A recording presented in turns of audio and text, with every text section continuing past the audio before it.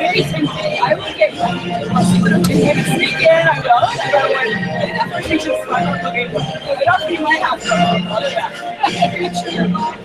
I usually gotta go because I'm gonna get used to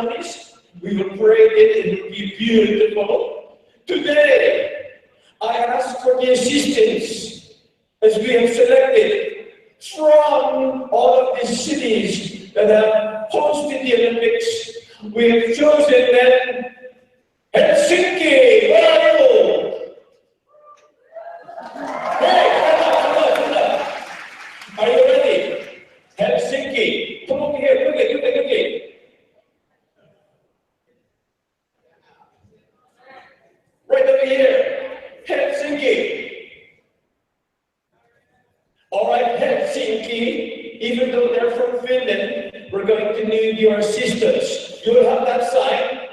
Here we go. Then I need quickly for the opening ceremonies. 7 flag carriers, quickly pass those up, and I'm rolling. Go, go, go, go, go, go, go. All right. Then you, big guy, come here. And I need 4 more. Come here, come here, come here. 1, 2, 3. 2 more. 4. Stand up here quickly. On the other end of those. All right. You will stand over in the far corner. Go, go, go. You will be our Olympic horn players to open the opening ceremonies today.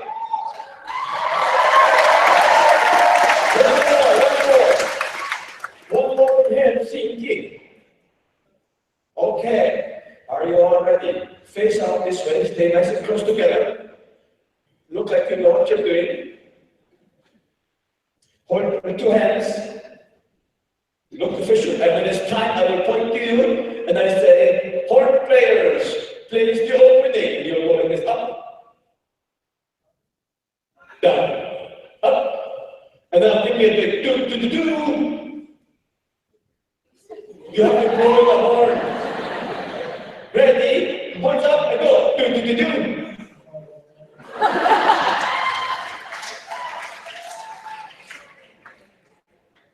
You weren't that bad at camp, were you? No. All right, one more time. Ready, and up. Blow.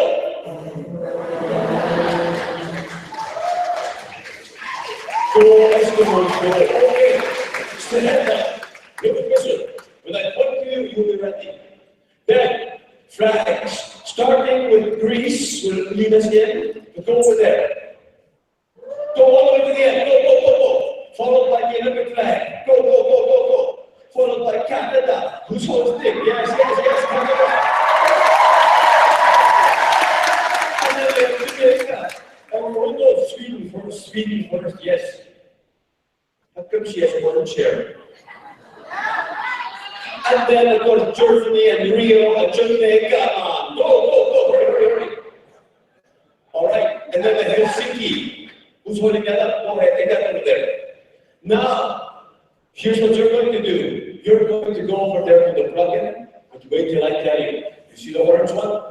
You are going to be our torch runners, all right? So I want you to go all the way to the far door, and every 20 or 30 meters spread out, all right? And all the way coming up the middle this way. Go. This is going to be so exciting, all right? That's it. Because I, Sven Dorfsen, I'm getting already athletes. So just spread out, 1, go a little further, and then it will come here, and you will then pass it to me about here, and then I will take the torch to the front. Because I'm a gold medalist. That's why. Gold medal, 1968 Mexico Winter Olympics. So, you got that? Horn players ready? You ready for my cue? Oh, now I get to bring up this amazing torch for the Olympic torch run to officially open today. This is going to be it. So, where's our first runner? Entering the stadium. Oh, here we go. Come, get this. You will enter the stadium, people will be going mad, all right? So let me that light for you. Flickering. Okay, there we go. So go get ready. Wait for my cue. All set? Are you all ready? Yeah? Say yes, sir. Excellent. Here we go. This is going to be beautiful. And then flag bearers. We'll do the flag bearing first. You will stick them in here, and that is what we'll do. So, athletes of the world, it is time for the opening ceremonies of the 2017 ASLC Games. Yeah? So, let us begin the parade of nations. Music, please.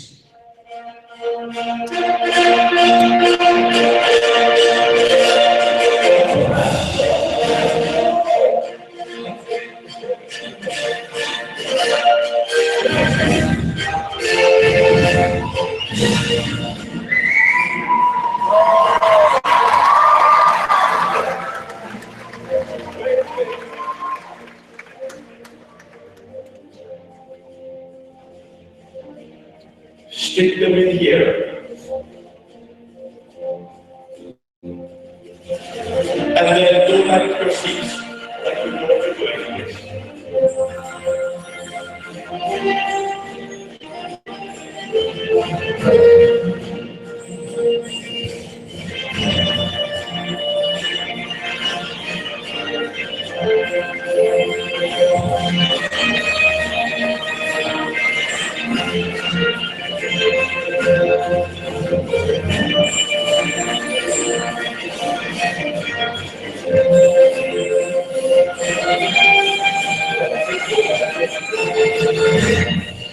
And now stop that music. Go to the torch running music. As the torch enters from the stadium, here it comes, music please, and do this all in slow motion. Chariots of fire. Chariots of fire. Could we have that please? Oh, wait for the music. Pump it up. There it goes.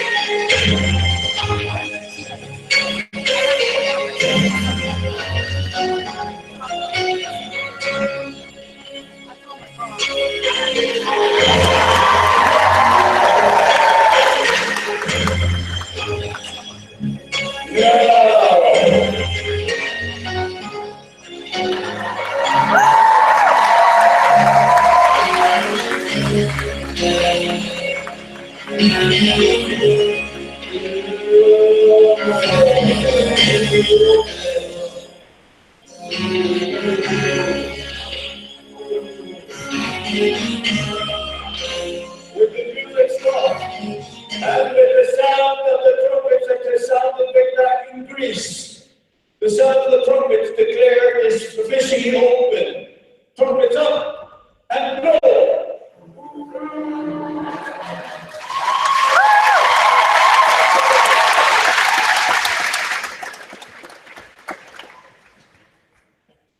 Yes, the excitement I know is building as we get ourselves all set here today. Thank you to Helsinki for their assistance in the opening ceremonies and prepare to come back all day long here today, but always in unity and with strong leadership. Yeah? Say yeah, sure. So, can we go to the screen and make sure you're all doing well here at the Olympic Village? Ladies and gentlemen, look at the screens. The next slide, please. There we are from the wonderful games there. Next slide. To the Vancouver here in Canada, yeah. Next one, to the Sochi in Russia. Next one. There I am, Svetlovsen, Sweden. Next one. Oh yeah, that's that Olympic Village you're in right now. You're trying to find your way around. You're seeing many different things. Your accommodations and everything. Next slide. There it is from our aerial view. You're down there, over there. Next one. This is sometimes a bit of a mix-up with the bathrooms there. I got a little bit confused. When we went to the bathrooms, it always said, look behind, what does it say there? Can you read it? I couldn't either when I was in there, and I was in the Seoul Olympics. And there you got confused because it tells you that you have to look behind, you're behind. And that's hard to find the washrooms. It was confusing with all the different languages. Next slide. There's Sweden, yeah! All right, next slide.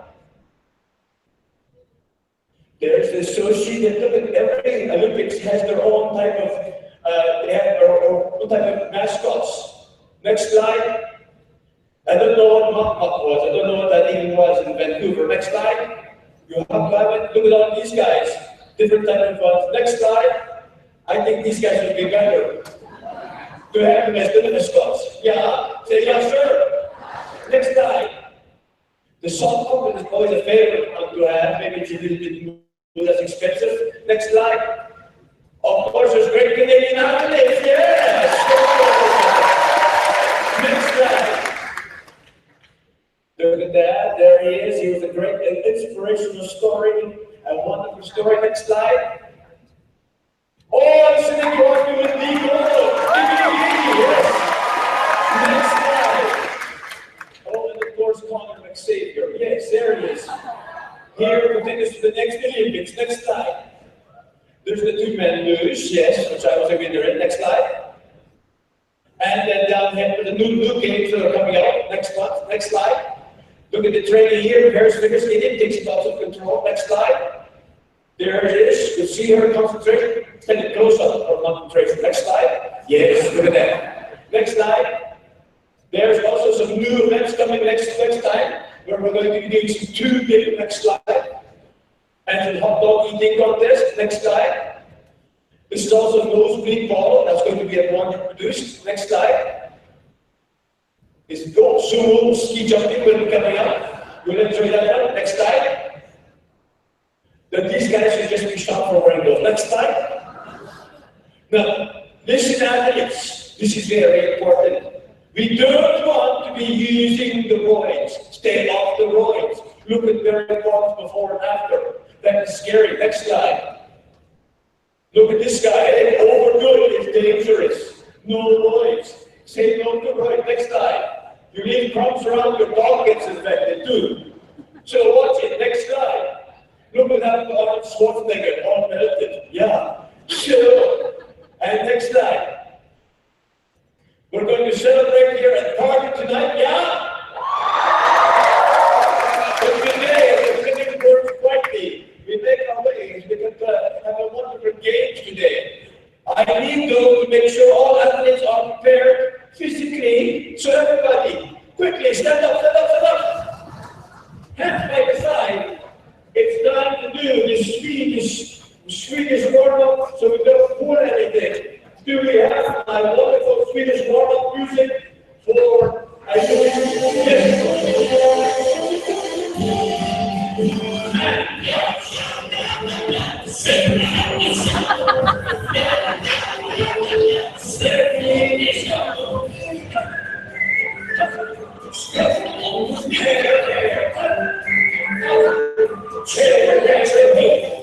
Yes, I'm the baby with this man smiling.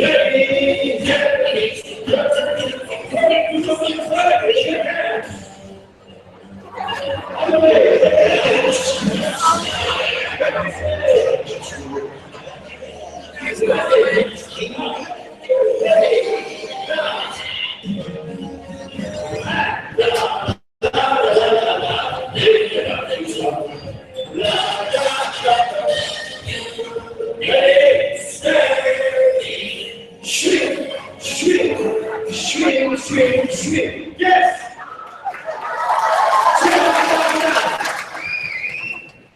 Okay, listen, ladies and gentlemen, we are swinging right along, but I tell you what, we have enough time to do one teaser game here at the Olympic Games, a very special one in which Sweden has been gold medalist for the last 50 years. But you get an opportunity. So, in this competition, a teaser right up front, what we need is the combatants. Where is Sarajevo? Yeah, Sarajevo. Now, Sarajevo, are you ready, Sarajevo?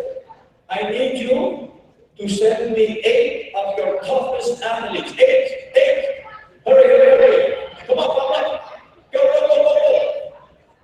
Run, athletes, run.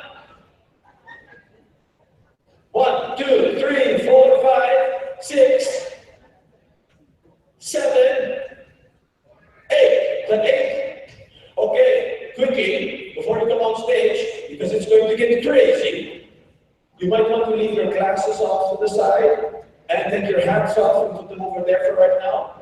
Put your sign down and come up here. Yeah! In the next competition, I'd like to introduce you to the Swedish Turbobashing competition. In this competition, you athletes will need to combat one another. And you will each have a tube. You will each have a tube from some of the Olympic Games in the past history. So, you will place your tube on your head. There we go from Vancouver. This is from Calgary Olympics. That's Vancouver. Montreal. There we go. Canadian Olympics. Oh, I guess you're going to have all the blonde hair. Yeah. Okay. Listen there, Ingrid. You're going to wear this one. You can wear my Swedish hat. Yeah. Tubes on. Yeah. Now, it's time to bring your tube bashers. Here they come. And this competition goes very quickly, so be careful. Ready? Are you set? Take your tube basher. Take your tube basher. Take one. Take one. Take one. You have one. You got one? Oh, okay. You want a bigger one? Yeah, okay, all right. So, is this somebody's camera here? You want to just pull it off in just a minute? I don't want to break it. Are you ready? Ladies and gentlemen, quickly go over the stage. Move away from each other.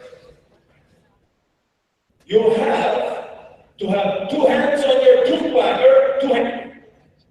And you're going to have to whack the tube off the other person. Yes, but you cannot touch your own tube. Keep your hands off your own tube. No hands there. You have 2 hands on your tube whacker the whole time. Whoever is left is the winner, the big winner. Are you ready? I think we're going to do a little Foggy Mountain breakdown. Foggy Mountain breakdown.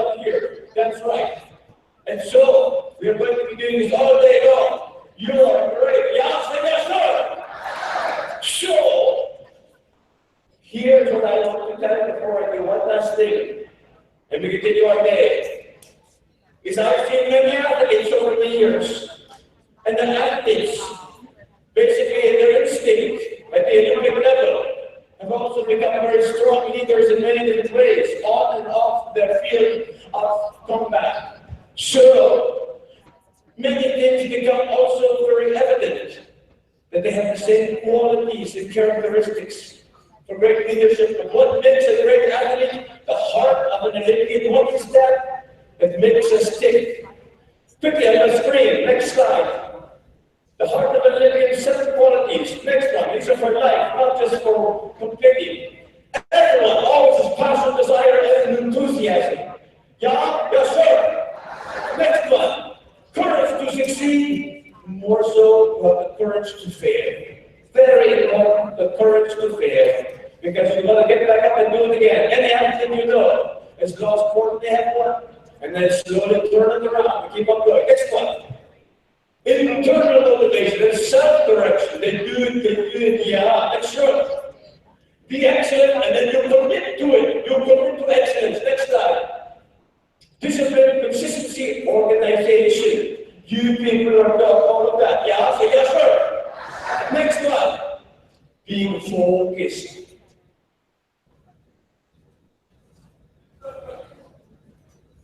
Just like that. Next one. Again, you handle adversity, and in adversity, you thrive. You'll hear more about that today, how you can do that. Next slide.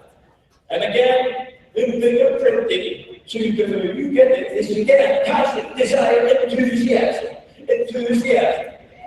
So, tell me this. Do we have from the Olympics, from your own Canada, where is Vancouver? I need you to send me 4 of your gentlemen. 4 gentlemen, quickly. 4 gentlemen. Go, go, go. Here they come. 1, 2, 3, 4. Get up here.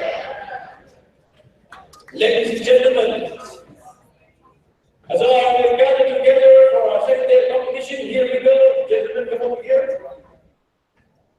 And stop. You two there. You two over there. And now what I need you to do is to roll up your back legs up to here. Go. Over your knee. Roll them up. Oh, good job. No. Good, good, good. Roll them up. Here we go. The Swedish 4-man bobsled team. Ready. And make sure we are matching. Well, you're pretty close, but you're shaving your hair. So give me one there. There we go. Ready.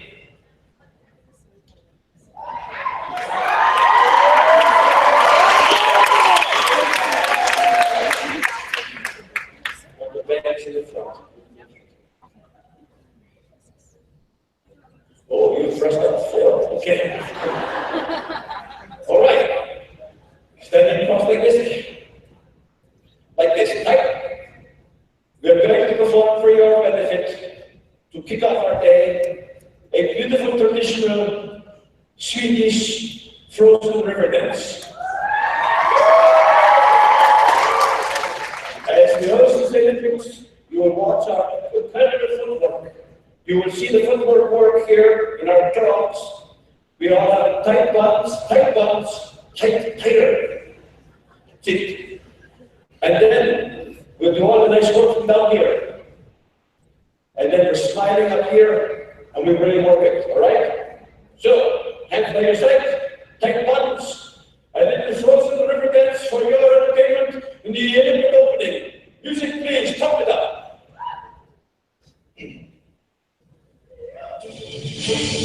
Ready, go ahead.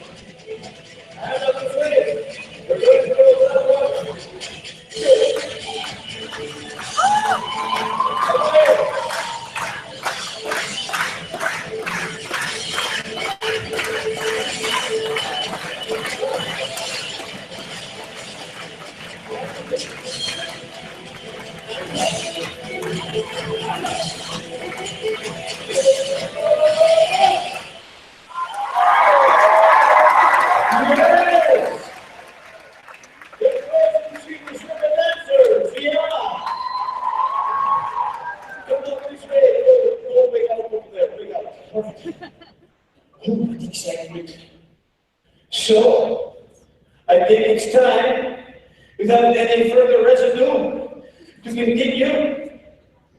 Ladies and gentlemen, you athletes, are you ready to prepare for the day? You're all ready to go? Say yes, yes. Let me pass it on to our great Olympic leaders to take us to the next step. Yeah? Yes, sir. Sweet. Okay.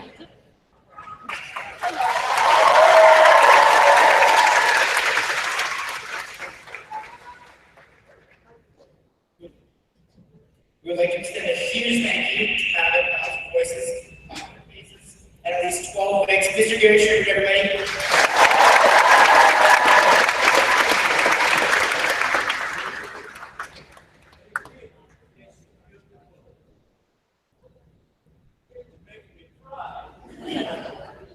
Oh, thank you so much.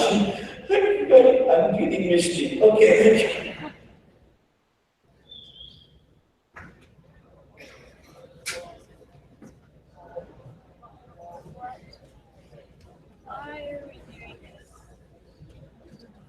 Our next keynote is Michelle Ciccolini, a former child soldier who has already endured unimaginable pains and struggles. His passion and belief in the possibility for change makes him a truly remarkable individual and humanitarian. Born in the Democratic Republic of Congo, Michelle grew up amid the terror of the Great War of Africa. The witness of torture of his father, who was singled out for his political beliefs, the rape of his mother, and endured torture of his own. Much of Michelle's childhood was ravaged by the death and decay of the war that claimed the lives of 3.8 million people, his father included. Firstly home as a refugee at 11, Michelle has since traveled to many African countries, witnessing firsthand the problems facing the developing world, as well as the beauty in the communities and the people that live there. Today, Michelle is an accomplished motivational speaker and the author of the graphic novel, Child Soldier, and voicing Girls I Used in War. He has addressed audiences across North America, speaking to over 100,000 people, including a speaking tour on Oprah's No Ambassadors Roots of Action, which largely reached students at research core schools.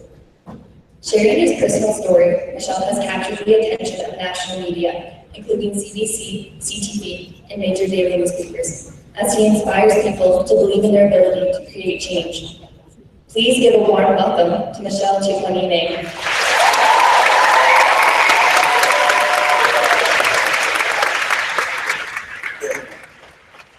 I'm going to switch my story. Just give me 1 minute.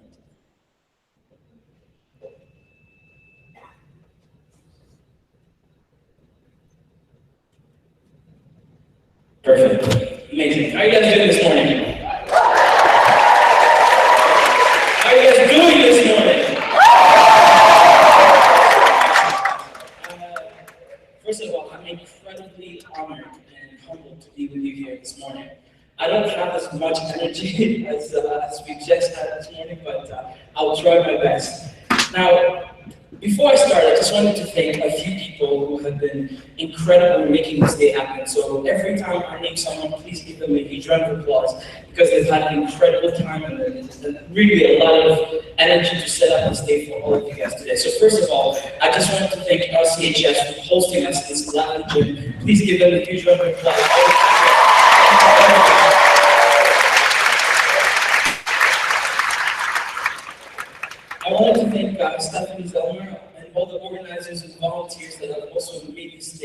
incredibly amazing so far, and I hope it continues as well. So again, huge round of applause to them. Thank you. As well as John and Carrie, who are in the back there, take people, and they make us sound really amazing. So again, huge round of applause. Thank you so much. All right. So today I'll be sharing with you a lot of different stories, and some of the stories that I'll be sharing with you this morning, some of them might be uncomfortable, some of them might be hard to listen to. But discomfort, as you learn, as you grow as leaders, is not something we should shy away from, because discomfort helps us grow. And so out of everything that I say today, and I talk about today, one thing that I hope you take away is the importance of you being engaged in your communities, not just in national affairs, but affairs all the way across the world. The importance of you being critical thinkers, critical readers, because these are the skills that will move you forward in life as leaders, and they'll take you so far, no matter where you go. Now, before I start, I wanted to address something that comes up at the beginning of most of my presentations, and that is the pronunciation of my last name. Now, my last name is not the hardest name to pronounce, but it's pretty up there with all the hard names. And so one morning as I was in grade 10, and I remember thinking, how can I make it easier for people in North America to pronounce my last name? And I started noticing a few things about people in North America. And one of the things is that everyone loved pictures. And if you think I'm lying, by a show of hands, how many of you here have Twitter, Facebook, Instagram? Yeah, okay. We've all just admitted that we like creepy people, so saw all the hands. So I saw that everyone in here loved pictures, and so in grade 10, I thought of something that I thought was the most incredibly genius idea I could come up with, and so I came up with this. So, I know you can't see the picture very well, but it's a little baby chicken, so chick, and maybe the sound the baby makes when we cry, so chick, wah! And then the knee that we all have, so chick, wah, knee, and then neigh, the sound of horse makes. It's supposed to be a horse, it looks like a donkey, but let's go with it. All right, on the count of 3, I'm going to point the mic at everyone in this room, and I'm going to need everyone in here to help me pronounce my last name. Are you guys ready to do this with me? No, are you guys ready to do this with me? All right, on the count of 3, 1, 2, 3. Somebody that yells, thank you for doing that. And the reason why I did that, yes, it's to teach you guys how to pronounce my last name, but the real reason why I did that is my last name in my native language called Mashi. My last name means the one who fits in everything. So not only did you just learn how to pronounce my last name, but you guys just learned the Mashi word right here, right now in this room. So thank you.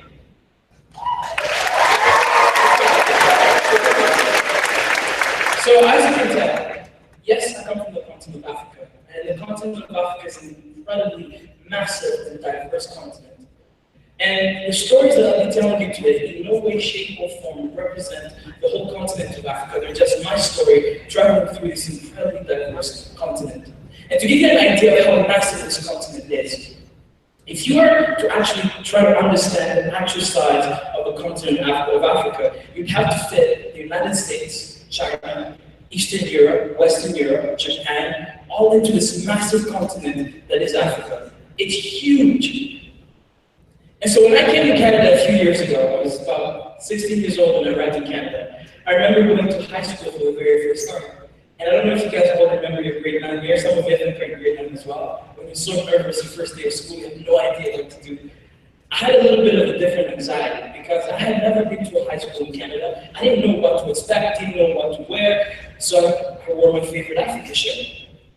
And I went to school and I was that kid in school that was giving everybody high fives even if I didn't know them. I was smiling all the time. I always talked about Africa, but never had the chance to.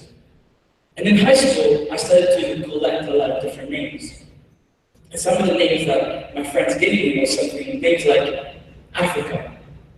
And every time somebody would call me that, I was like, yeah, I'm extremely proud to be African. And then they started calling me other names. Blackie.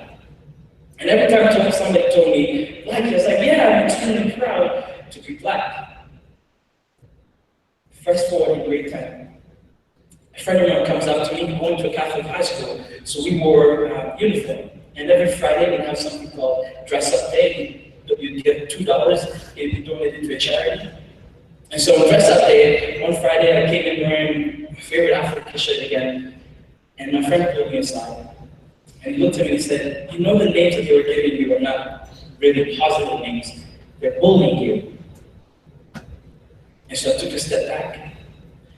And I had never been bullied before. I didn't understand what that meant or why anybody would feel angry or sad about me being African and being a black person in general. And so as a 16-year-old kid at the time, I was curious. Why would anybody think negatively of Africa?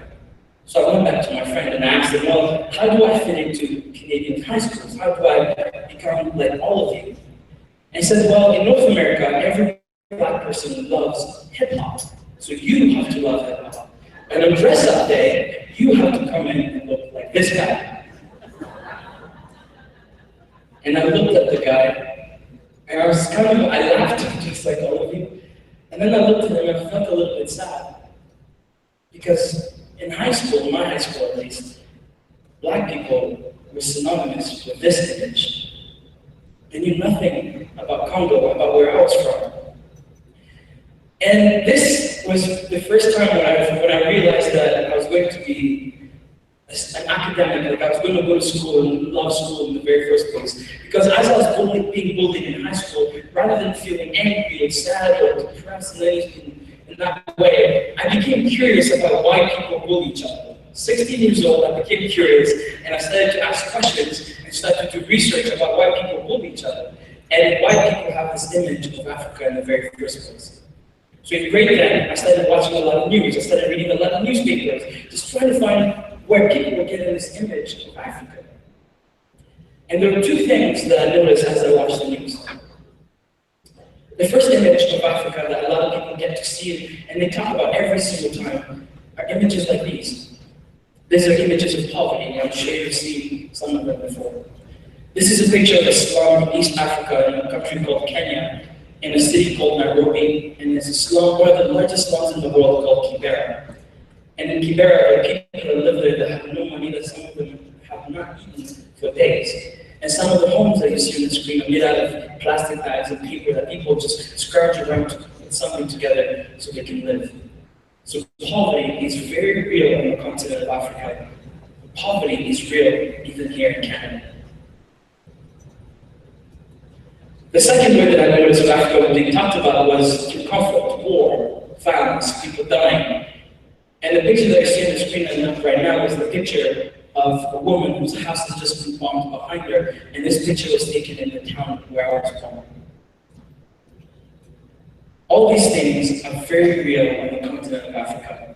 But the problem that I was having as I was watching all these things was that they were telling one single narrative, one single story of Africa. And they weren't giving you a whole picture, so a lot of people tended to believe that Africa was the place of poverty, Africa was the place of violence. But they didn't explain that in order for violence and poverty to exist on the continent, there's a lot of organizations like the IMF and the World Bank that have put on these economic policies that have somehow exacerbated poverty and conflict in Africa. No one ever talked about those things. But the other thing that made me sad, especially in high school, was that people never heard of incredible leaders that inspired me when I was a kid.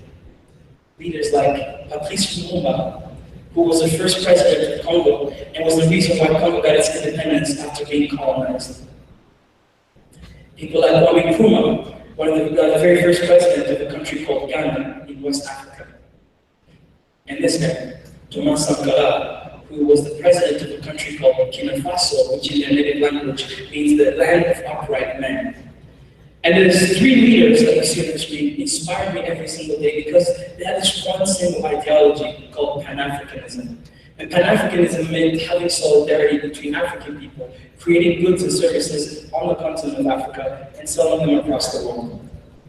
The other thing that I have in common, at least two of them, that they were assassinated for having this ideology. They believed in this ideology so much and wanted African people to love themselves. They were assassinated. We never heard those stories. And so in high school, I became a speaker not because I was any different from you, or because I can speak any differently from you. I became a speaker because I wanted to tell people about my country, about my story, and the story that you guys never hear about the continent of Africa. So I want to introduce you to my country, where I'm from, before I tell you my story, because I think context is so important in order to understand each other's story.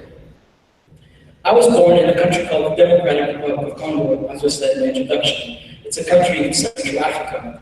And just to give you an idea again, geographically, how massive this one country out of 54 countries on the continent is, if you were to put it into the map of the United States, it would take over the entire west coast of the United States. That's how massive this one country is. And there's so much diversity, as I said, on the continent, that in this one country, there's such diversity. Actually, before I tell you that, how many of you here speak more than 3 languages? More than 2 languages. Amazing. In Congo, there are 64 languages spoken. My mom speaks 13 languages. It's not very rare in many countries in the continent of Africa to find people speaking more than 3, 4, 5 languages because there's such diversity in this one continent in the world. In Congo, I was born in the eastern part of the country, in a little town near the border of Congo and Uganda called Beni. And Beni was one of my favorite places to grow up as a kid. We didn't have a lot of money, so we didn't have a lot of paved roads.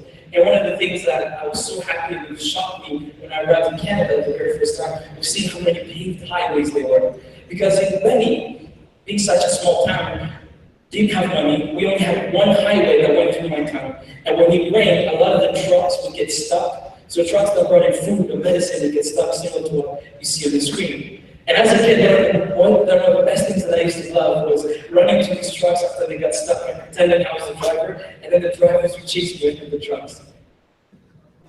When you followed this highway all the way through the town of Beni, you ended up in one of my favorite places in my town, in the market.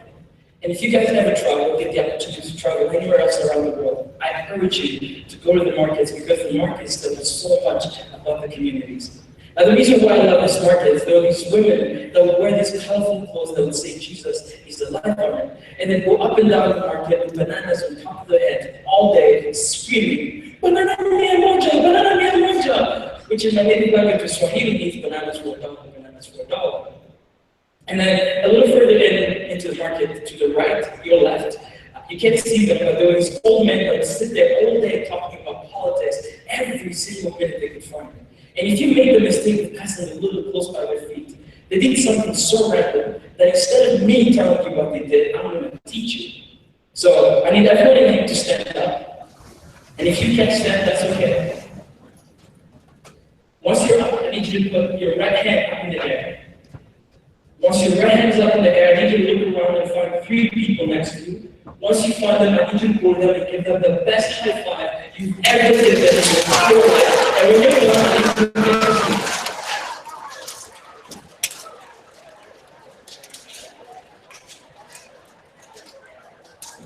So when you're done, take a seat. When you're done, take a seat.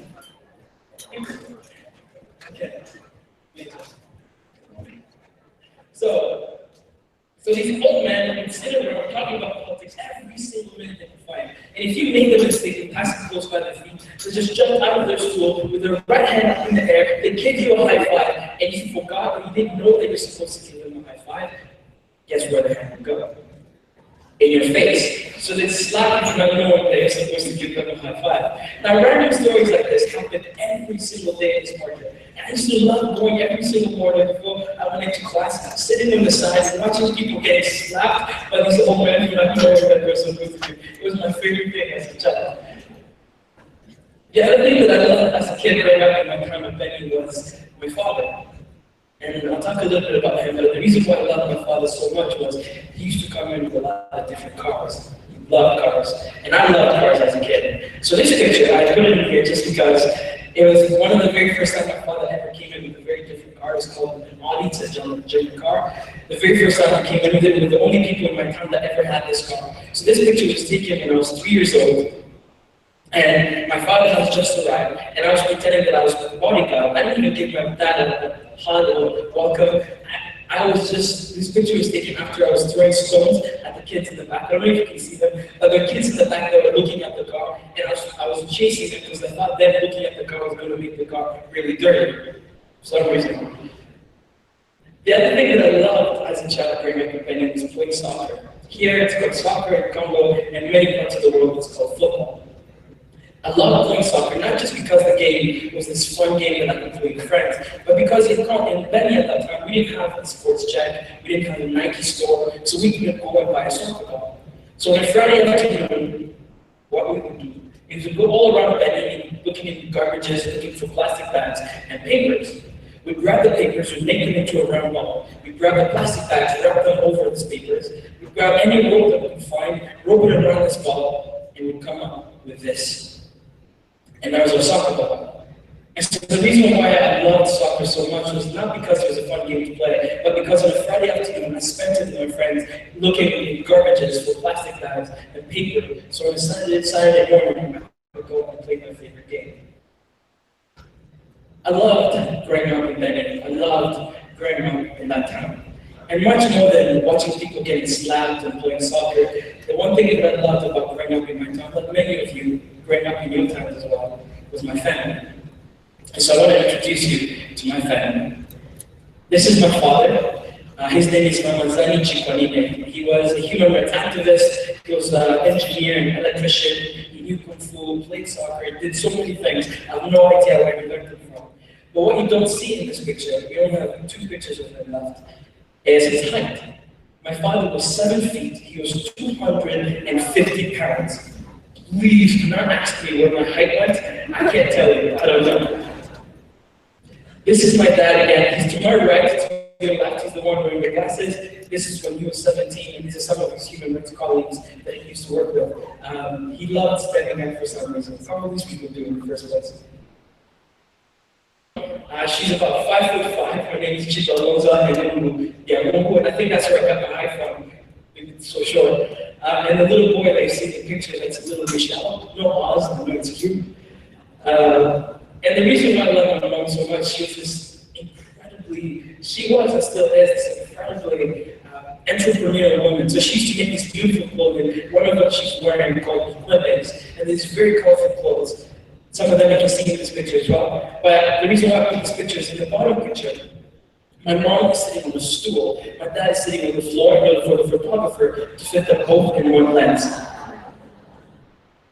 This is my oldest sister, her name is Vicky. She lives in Ottawa right now. She has 7 kids. I'm my uncle. This is my sister, my second sister. Her name is Vivian. And Vivian was kidnapped in 2006 when we were still waiting for her to get refugee status. Thankfully, though, in 2014, we found out that she was still alive, and she's still alive right now. She's in Congo. We're still trying to figure out a way to bring her somewhere safe. This is my younger sister. Her name is Marizia. She lives in Ottawa too. She has a 2-year-old son, and he has a little bit of a big head, so sometimes when he walks, it's a little heavy for his neck. He's cute. I love him. So that's my family, and I love my family for many different reasons. Like many of us have families. But the one thing that I loved about growing up in Benin was listening to my father tell stories every single day. But the early 1990s, growing up in Congo was a little bit of a difficult time. In the early 1990s, Congo had a dictator in power. His name was Mobutu Sese Seko. And this dictator loved himself. He loved taking all the wealth of the country for himself. He put it into different banks around the world. And one day the military came up to him to ask him for a raise and to ask him for the wages. And the dictator turned around and he told the military generals that we live in the richest country in the world, go find your own wealth. And so the military put a curfew in the whole country. If they found you on the street after 7 p.m., the military would rob you because they had nothing. And sometimes at 8 p.m., if you didn't, you'd look outside the window and you'd see people naked walking back to their homes because the military just stole everything they had. It wasn't fair, but it was very sad to grow up around this time. And so my father turned around and put a curfew in my house and said that we had to be in the house before 6 p.m. But as I was growing up as a little 5-year-old child, I was a little bit of a troublemaker. And so when my dad told me to be back home for 6 p.m., I decided I was going to push the boundaries and see how much I can push them. So 5 years old, I wake up, I'm getting ready to go to school, I had my backpack on. And I ran down the stairs, and as I'm trying to open the door, I felt somebody pulling my backpack. And so I looked up, and it was my dad looking down at me, and my dad said, "Michelle, if you come at home every day, I will punish you." That's my attempt at doing it that voice. And so I looked up at my dad and I said, "Dad, I promise I'll be back home before 6 p.m. And so I ran to school, and halfway to school, I met my best friend Kevin, who was 12, I was 5. Now the reason why Kevin was older than me was because as a 5-year-old child, I'd go to school and get in a lot of fights. And sometimes with kids who were bigger than me. So I made friends with Kevin to be 5'4" me, and then I and so I remember going to class, and I was in math class, and the teacher was teaching 2 + 2 = 4. And I wasn't really good at math, so I was in the back of the class, and I was throwing spitballs at all the kids in the front, and then hiding behind the desk so that we were singing. And that day I remember the bell rang, and all the kids were starting to go back home. And at 5 years old, I sat at my desk, and I started to weigh my options. And I kept thinking to myself, should I go home and be daddy's little good boy, be home before 6 p.m., or go to the soccer field, play soccer, and have fun instead? And so at 5 years old, I made a choice that I'm sure a lot of people with me in this room. I looked at the front door of my school. Instead of running home to be daddy's good boy, I ran straight to the soccer field to go play soccer with Kevin. And I remember as I arrived at the soccer field, Kevin passed me the ball, and I shot it into the roof of the net. It was the best goal I'd ever scored, so naturally, I started running around the field screaming, "Goal!" And I was throwing my shirt up in the air, I was screaming on top of my lungs.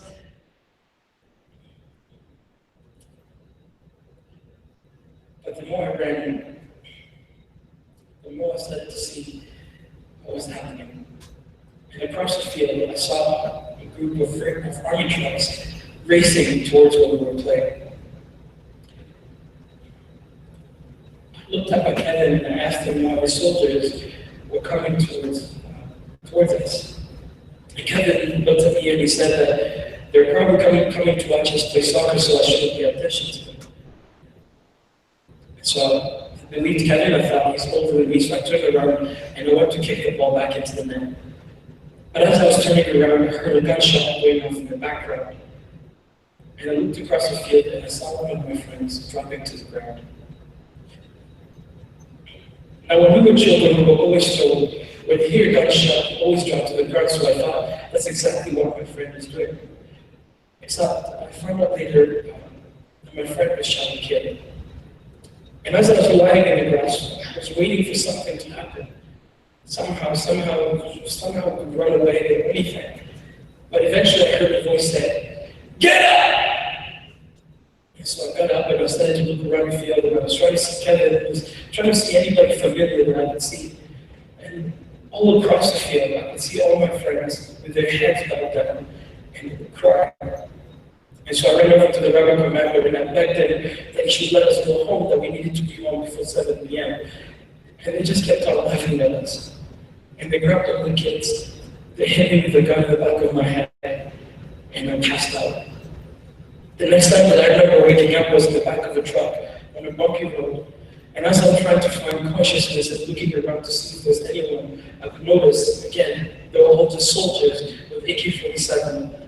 So I started crying and begging them again to let me go home.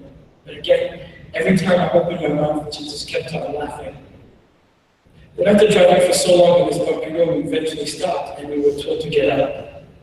And the typical troublemaker that I was at 5, I took my first step out of the truck and I tried to find my way to run away. My first step, second step, I hear a crunch underneath my feet. And so I look on the ground and I see a skeleton. And the skeleton has no skull. At 5 years old, I was so terrified while I'm watching that I ran over to the commander, and again I begged them to let me go home.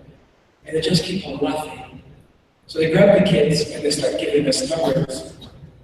1, 2, 1, 2. All the number ones wind up on the left side, the 2s on the right side, and the rebel commander starts walking through the lines and he starts saying, "We are going to initiate into our army." So they grabbed my left arm, they grabbed the knife, and they slashed my wrist.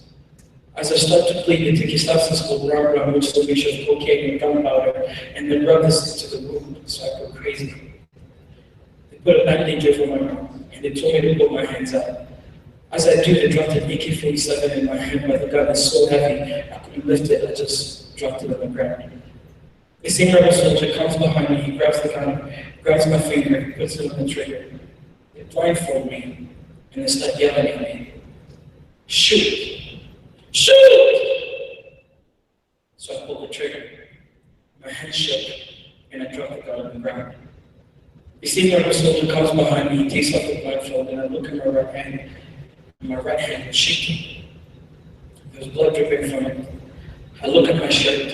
There's blood dripping from it too. I look a few feet in front of me as I'm dizzy, just trying to get back on my feet. And Kevin is lying there in a pool of his own blood.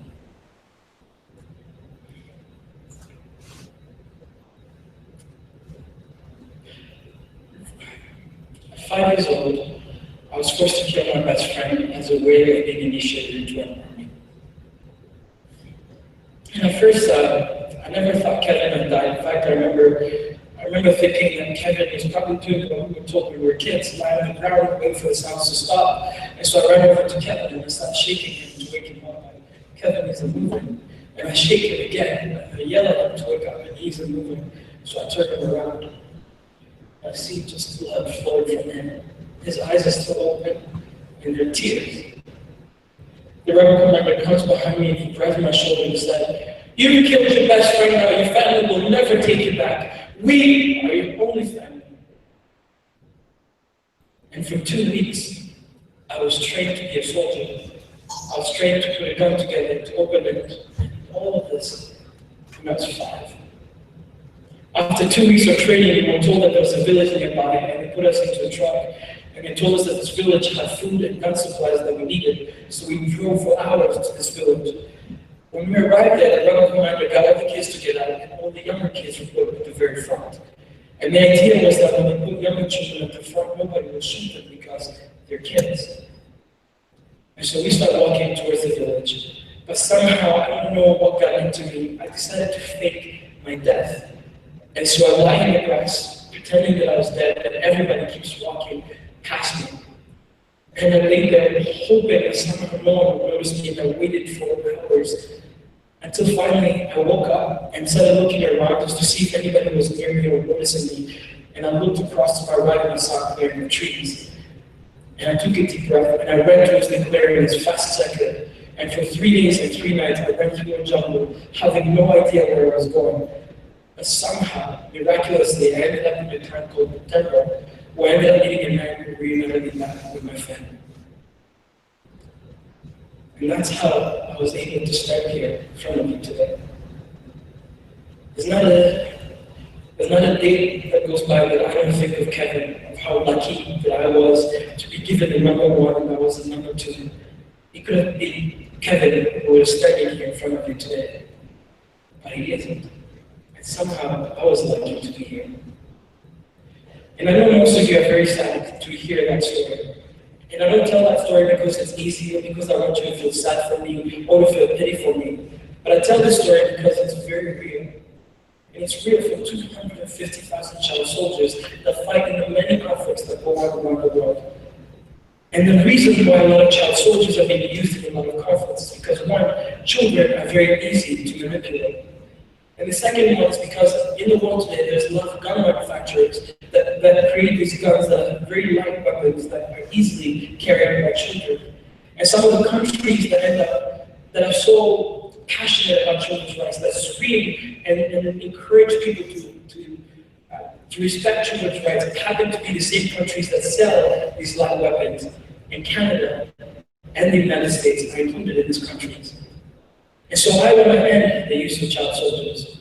I want to end that use of child soldiers because of many different people, because of people that I've never met, children that I've never met, but I know that I don't want to see them go through that. But also because of an incredible Canadian who has become a mentor to my life every single day.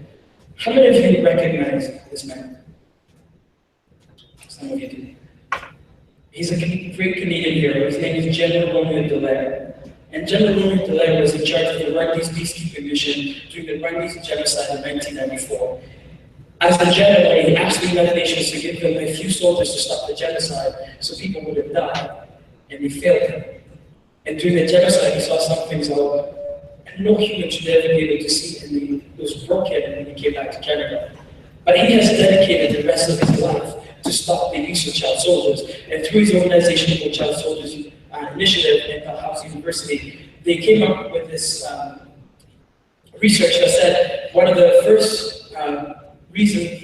signs that there's going to be mass atrocities in the world is the recruitment of child soldiers. And so I started to work with them because I want to end the use of child soldiers.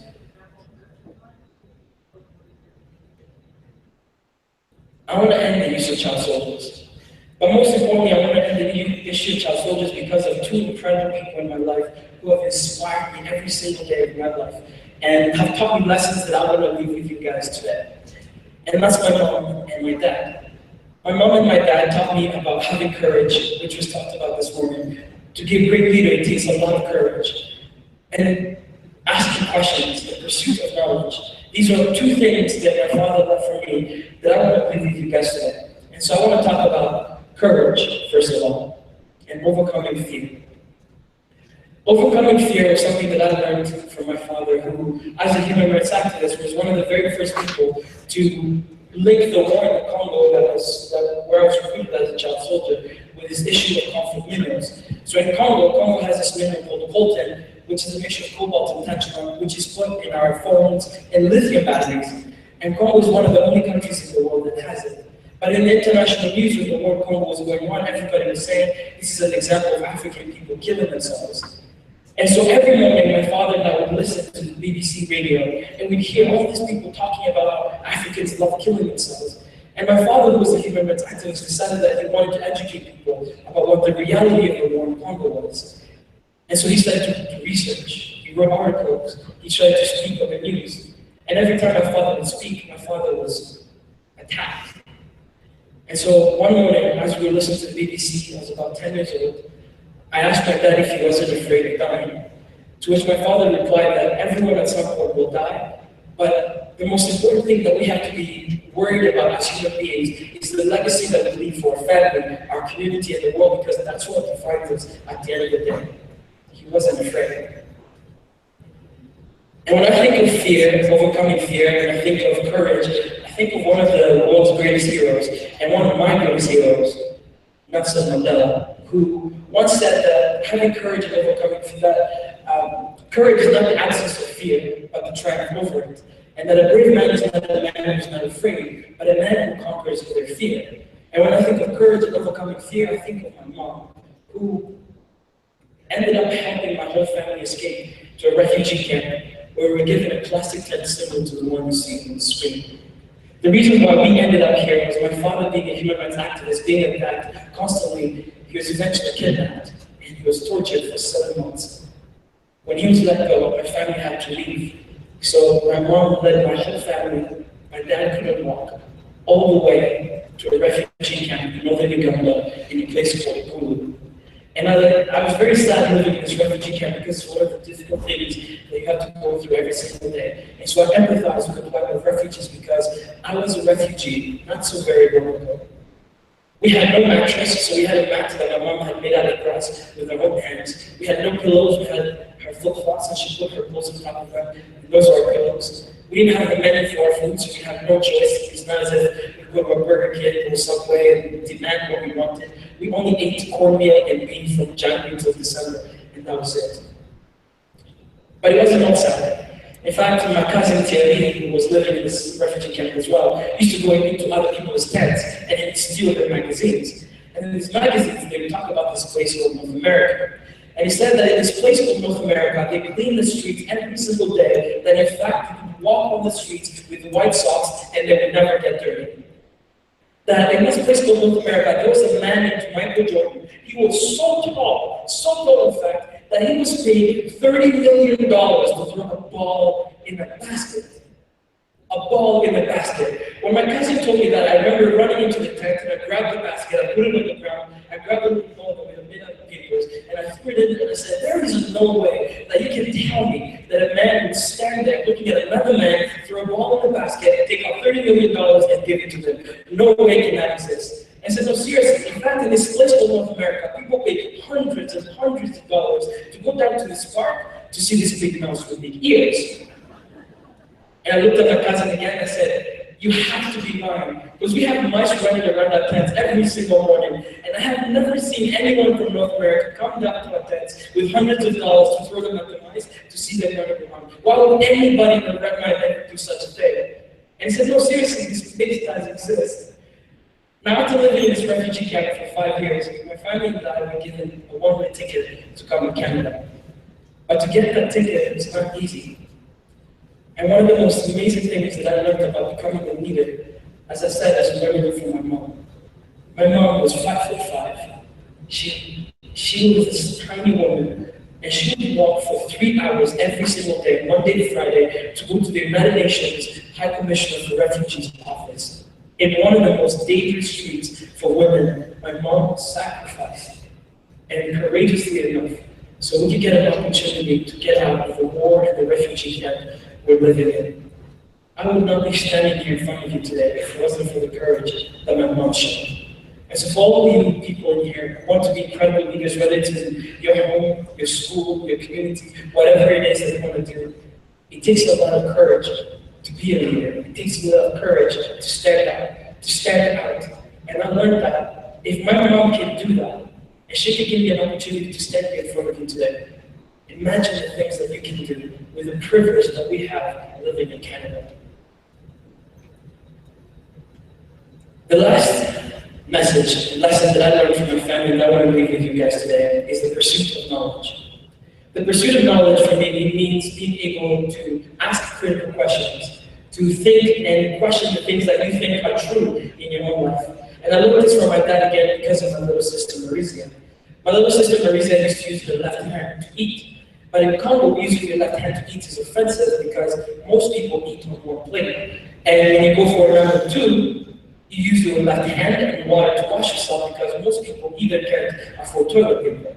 Of course, you still wash your hands, but it's still offensive to use your left hand. So they used to hit Marisia every single time we ate because she was using her left hand. No one else in the family ever used their left hand.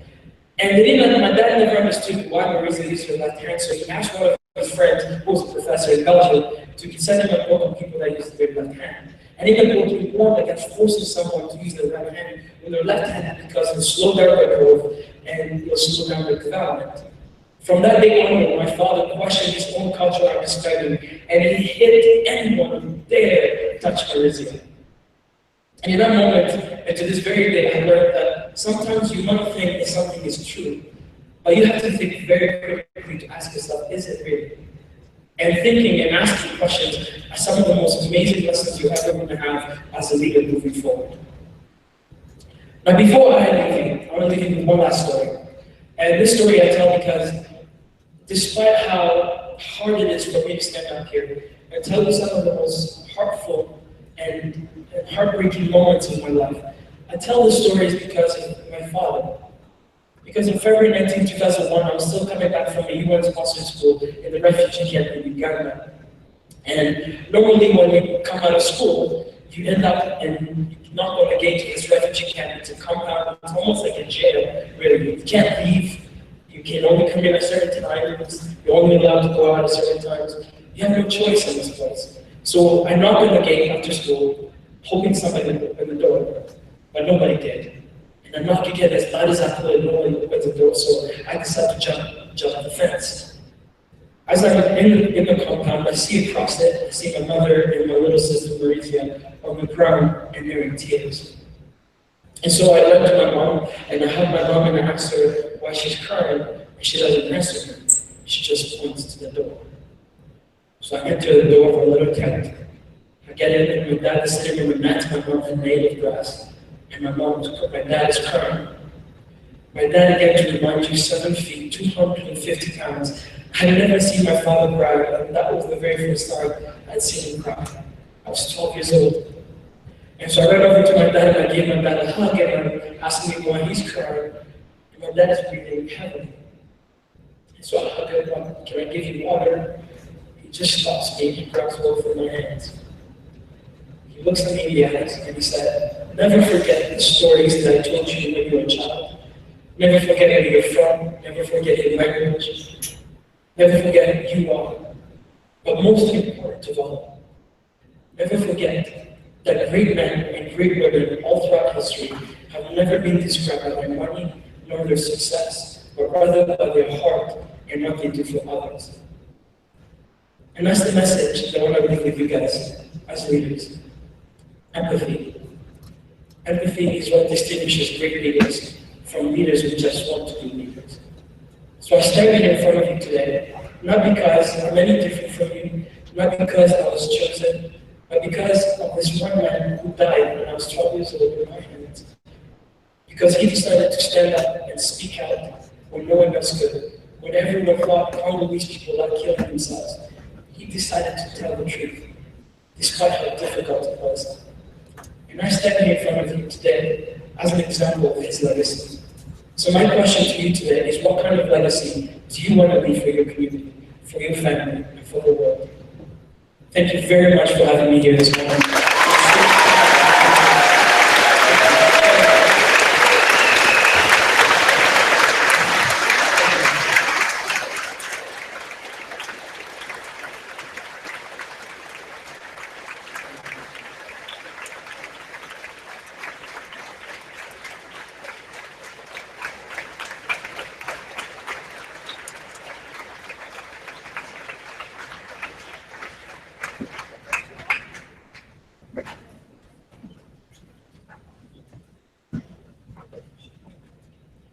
Before they come up here, actually, can we have the lights on just so I can see the hands as well? We're going to have a few times for we have a few minutes of questions. So if you have any questions for me or anything that I said, please feel free. I know all the eyes now just I know this is a very difficult and hard story for you to listen to. But as I said, being uncomfortable does not mean that we can't grow. Because I wouldn't be here today in front of you today had I not gone through a lot of uncomfortable things. And so embrace it, embrace discomfort, because you will grow. Now, if you have any questions for me, please feel free. Just put your hand up and, yeah. Be as loud as you can, please.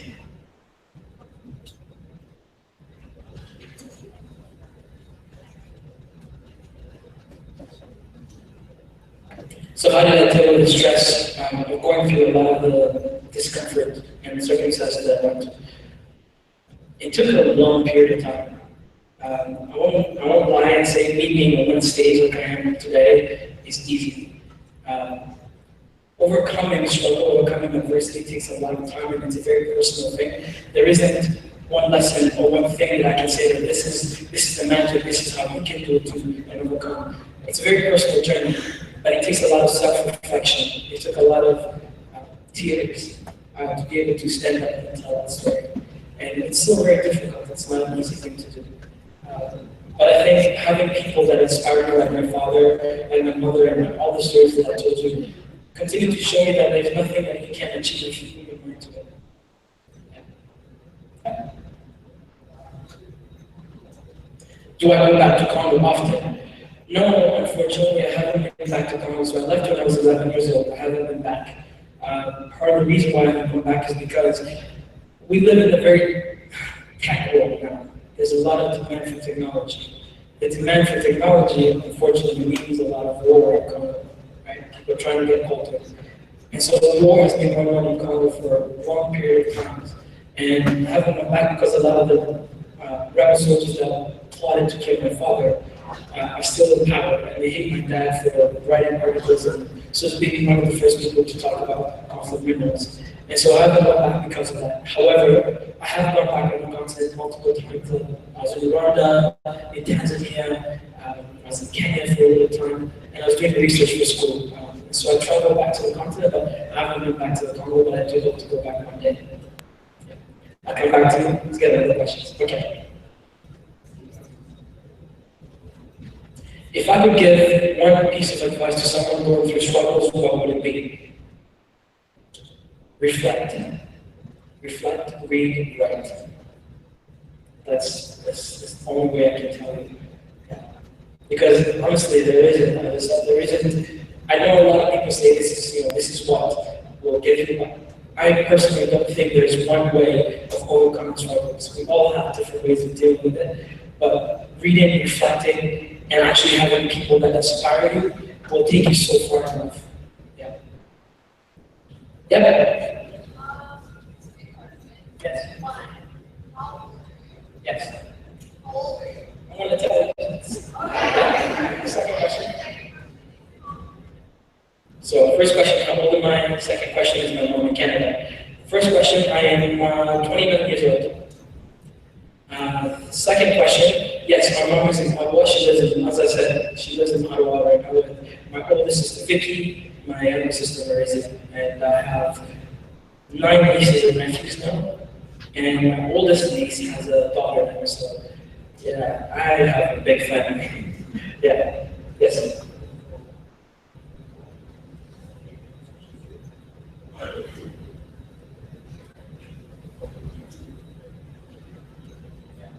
So the question is, what could we do to make the transition for refugee easier in Canada? Ask stories, tell stories. It's easy to feel like you don't relate, but to me, I think stories are the best way to relate to each other because despite how different stories are or the setting of these stories, in some way we connect through that. There's a human story, really. And I think that's one of the easiest ways we can do.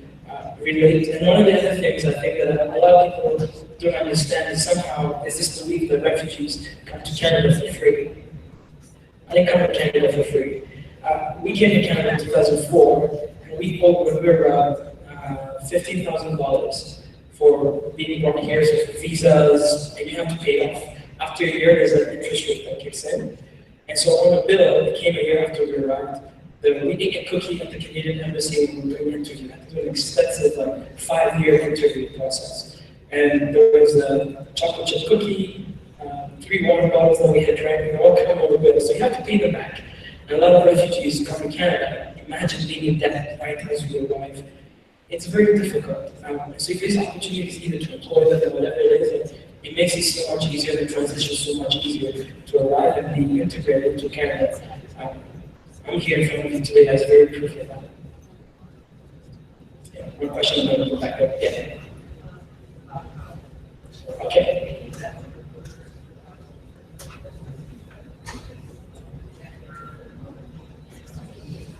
So do I think, over here, okay. So do I think that recruiters or child soldiers have one specific sort of character? Do I think that is one characteristic? No, there isn't one characteristic of child soldiers that people look for. In fact, one of the saddest part of child soldiers is that 60% of child soldiers in the world are actually girls. And they do everything from manual labor to fighting to cooking, and it's sexual slavery. And these are realities that happen. And so you never hear about girl child soldiers, but they're the majority of them. So there isn't one characteristic that necessarily is that. If you want to find out more, by the way, as I said, I have a book. It was the first image that I was on. And I talk a little bit about child soldiers. If you're very interested in that. Yeah.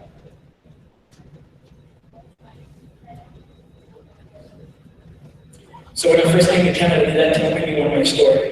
In fact, it's very interesting you asked that question because one of the reasons why I actually started speaking was in high school, I was in ESL, so grade 9, grade 10, I was in ESL.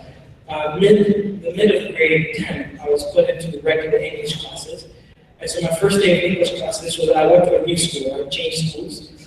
And I arrived in this English class and I sat down in the class to my right side, on the left side of the class. And the teacher looks at me and he said, everyone that sits in that seat has an amazing story to tell. Didn't know who I was, I had never heard of me, but says, has an amazing story to tell. And so I look at him and I was like, are you talking to me? And he goes up, and our first assignment, he says, I want you guys to write an epiphany essay. An essay about something important or tragic that's ever happened in your life. And so one of my friends starts writing about how they lost their little bird, and how it made them really sad. And then the moment that actually, like, catalyst for me telling my family story was one of the girls who wrote about, remember those Motorola flip phones?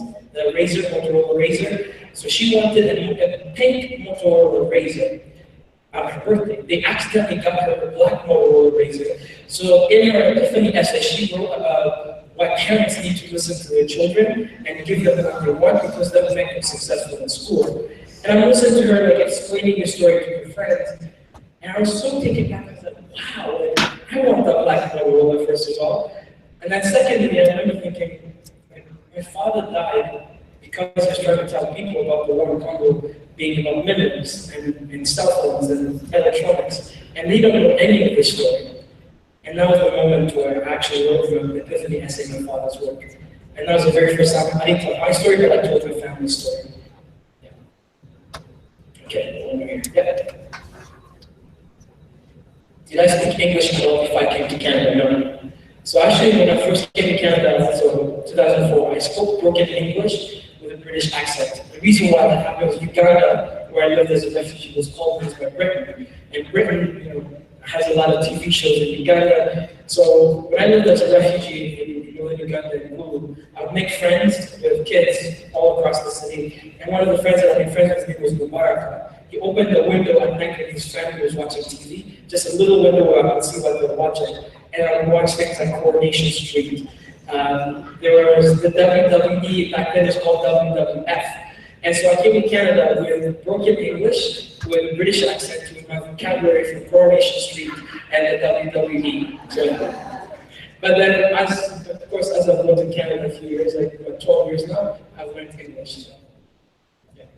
And for those of you who want to ask, I speak 7 languages. Yeah.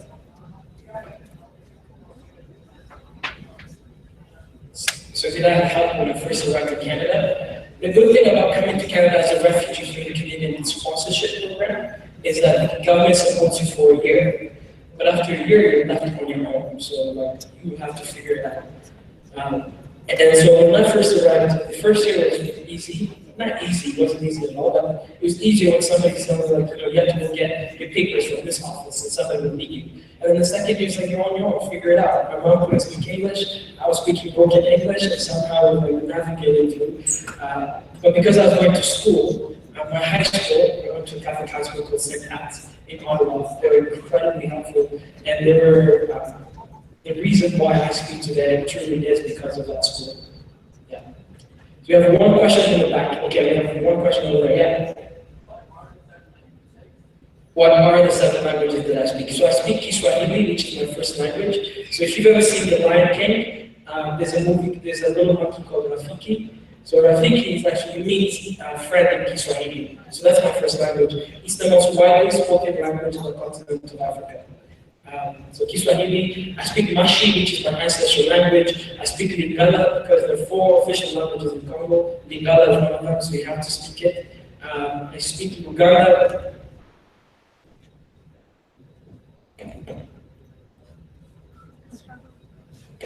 I speak Luganda, which is a language I learned in Uganda, as well as French and English. And then I'm learning Spanish. Actually, sorry, I'm learning Greek because my girlfriend's Greek, so I have to learn Greek. And so I'm learning Greek, yeah. And then Spanish is the 8th language I'm trying to learn right now. Yeah. Yeah. So can I tell you a few, how I adjusted in Canada coming from Congo? I love telling stories, so I'm going to keep these things short. One of the things that I found very difficult was the snow. And I'll tell you a little story, about this. So I arrived in Canada, we were on a plane, we were about to land in Ottawa, right? Because we were told we're coming as refugees, January 21st, 2004. We're on a plane from Kampala, Uganda to Nairobi, Kenya. Nairobi, Kenya to London Heathrow Airport in England. London Heathrow to Montreal, Montreal to Ottawa. Long flight, long day. It took us basically a whole day to get to Canada. January 21st, 15 minutes away from landing in Ottawa, and this voice comes on, right? It's the pilot, and the voice goes, "Ladies and gentlemen, welcome to Ottawa International Airport. The weather outside is minus 42 degrees Celsius." Minus 42 degrees Celsius. In my entire African life, I had never heard of minus anything weather. In fact, no one had told us that Canada was cold, so I was wearing a rain jacket, I was wearing shorts and flip-flops. So we are on the plane, and everybody's standing up, and then on the little screen, this little cloud. and the number 42, and I look at it as like, somehow, they pay money to see Michael Jordan golf and basket, they throw money at mice. I thought people in Canada are crazy, right, from the stories my cousin told me. So I thought that maybe in Canadian English, people had the mind symbol to warn you that it's really wrong. I got off the plane, my face started to freeze. My nose was freezing, my lips were freezing, my fingers were freezing. I don't know if you've ever felt this, like your body has never felt anything like that before, so your body starts to hate you. My hands are turning purple. There was smoke coming out of my nose, out of my mouth. At one point I got out of my ears, so I started panicking. And I run back into the flight, and the flight attendant, her name was Mary. And so I looked at Mary and said, Mary, how do people live in this country? And she was like, oh, people manage it, eh? I was like, oh, okay. And I got off the plane, so they're like, no, you can't get back in, so they started to push me out. I'm trying to run into the terminal, this white shiny stuff is coming from the sky. So I looked up at Mary and said, Mary, what's this white shiny stuff? She said, we mean the snow. I said, there's the snow. Do people eat the snow? She says, and looks at me and thinking like, this kid is very crazy. First of all, I was in flip-flops. And I'm looking at him, and as she looks at me, she said, no, people don't eat the snow. I was 16 years old. I had never seen snow in my entire life. So I ate the snow. Obviously, you have to eat the snow. It was the dirty brown colored snow. Don't judge me, don't judge me, don't judge. Keep in mind, I had never seen snow in my entire life. My cousin had told me to clean the streets every single day. In my head, I'm looking at it, it's coming from the sky, it's shiny, it's brown. I don't know what went through my head about caramel. So I ate the dirty brown colored snow. I think it's going to taste like caramel. Except it was salty, there's a lot of pebbles in it. One of the worst things I've ever tasted in my entire life. And to this very day, I see snow coming from the sky. And it's like, I'm going to fool me this time. But anyways, that was my very first day. And so learning, because Ottawa is one of the coldest capitals in the world. So it's in the valley, so all the cold stays in one place. When there's wind, it just stays in one. It's really cold. Experiencing minus 55 weather is not something any African person should ever, no one in general, every Canadian should never experience that. Anyways, that was my very first time. So that was a difficult transition, but everything else is good. Something has worked out in the way. So thank you very much, guys. And again, thank you so much.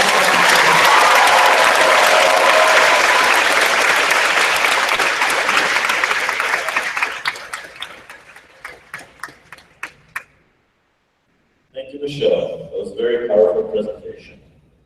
Now we'll be moving to our nutrition break. So please go at the back doors between the bleachers there where you will get your snacks and then head out to our second breakout session. The advisors, please go to the learning contents.